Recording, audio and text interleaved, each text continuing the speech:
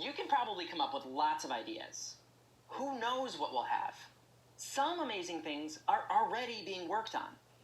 A robotic arm that does your dishes? Cars that drive themselves? Jetpacks that allow you to fly from one place to another? Still, we don't have any of these things yet. And there's lots of things that no one has even come close to inventing yet. But why not? Why is it so hard to make new inventions?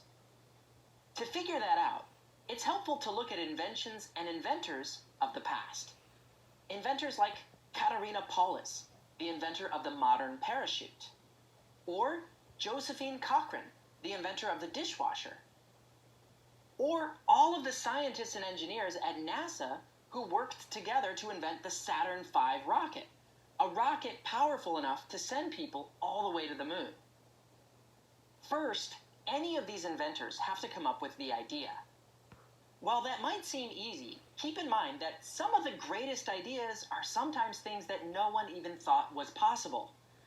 Imagine what it was like to be Katerina Paulus. You're going to jump out of a plane or a hot air balloon and land on the ground with your feet? Yes, we can do it, she thought. But it's one thing to come up with an idea. It's another thing to actually build something that works. How do inventors do that? If you've not thought much about this before, it can be tempting to think, well, people who invent things are just geniuses.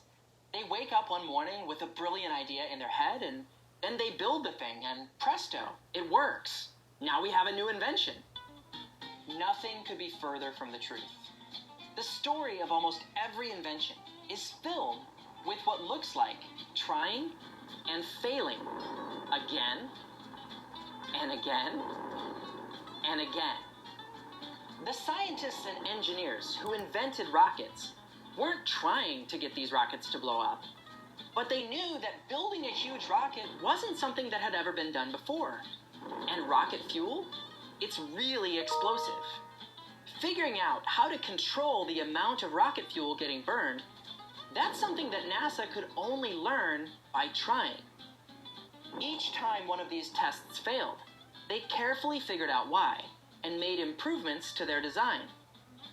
By being willing to try again and again, and each time carefully observing and learning from their mistakes, eventually they figured it out. And we've got rockets that have taken people all the way to the moon. The history of inventions is full of stories just like this. People coming up with new ideas for things and building something, trying and failing, but each time learning from their mistakes so that they can get it right. Not every idea makes it to the finish line. The idea of rocket-powered ice skating might be a good example. Or this automatic ketchup dispenser. But one thing is for sure. If we're going to have new inventions in the future, it'll only be possible if there are inventors who dare to dream big and aren't afraid of trying again and again and again, each time learning from their mistakes. In fact, many of these inventions of the future will be made by one of you watching this. Thanks, Finley, for asking your question. Now, after this video is done playing, my friends and I here at Mystery Science have created a step-by-step activity where you'll invent a new kind of parachute. I hope you'll try it. Have fun and stay curious.